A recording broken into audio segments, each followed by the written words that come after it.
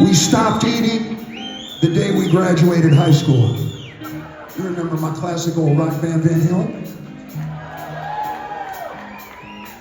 Every penny we had went into the gas tank. Okay? I had an Opel Kadett station wagon that I crashed the front of it when we played a gig at the beach, and I couldn't afford to get it fixed, so I carried a shovel to pop it open when it was time to fix a carburetor or whatever. And then one day I slammed the door and the window fell down and it was like a giant maraca. My girlfriend Darlene at the time said, "When are you going to do something about this shit?" I told her, "Darling, something is being done. Summer is coming."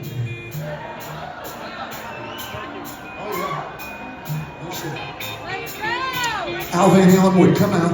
It was like a ritual. His mom, this little Asian lady from Indonesia, she's about this big.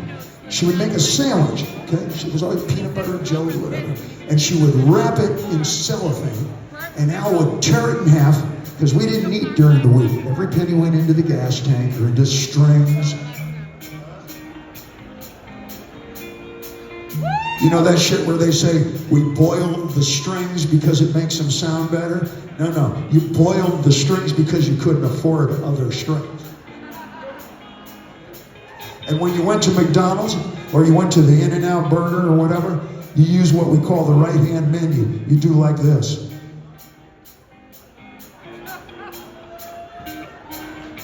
All right, I'll have the cheeseburger. Right? Al would come out with a sandwich. He'd put one half in his mouth, and he'd give me, and I put the other half in my mouth, and we'd load his drums into his car.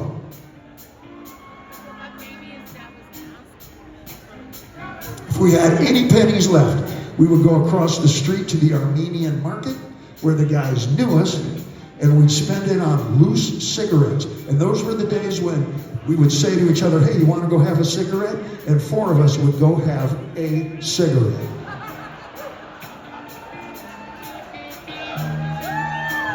Remember the term, don't fucking hotbox it, man.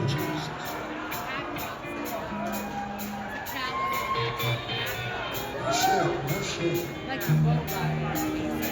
Now just recently, if you're a Van Halen fan, one of my esteemed colleagues, he's a contemporary, he's got a great voice, he's got a great catalog. You all know Sammy, right?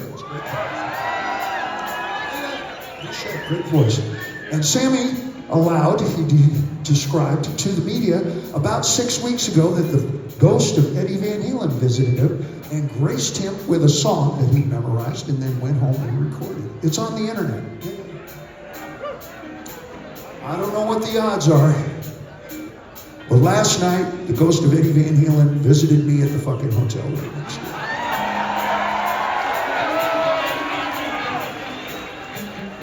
I was watching the weather report, and he came in and he was laughing. His fucking ghost was laughing.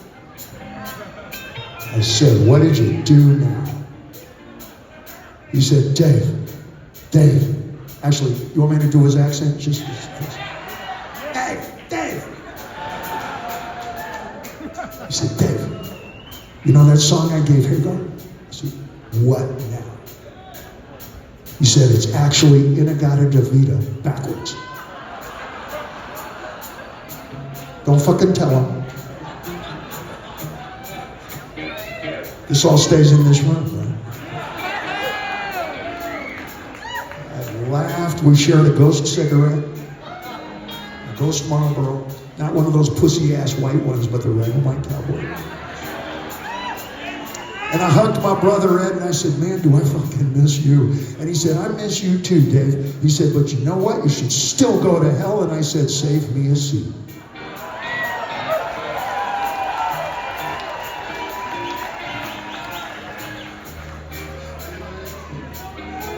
In honor of ghost stories, unless you want us to play In-N-Out.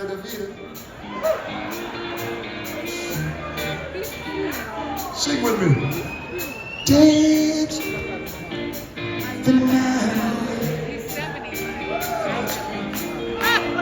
Dance the night away. Dance put this shit up on YouTube.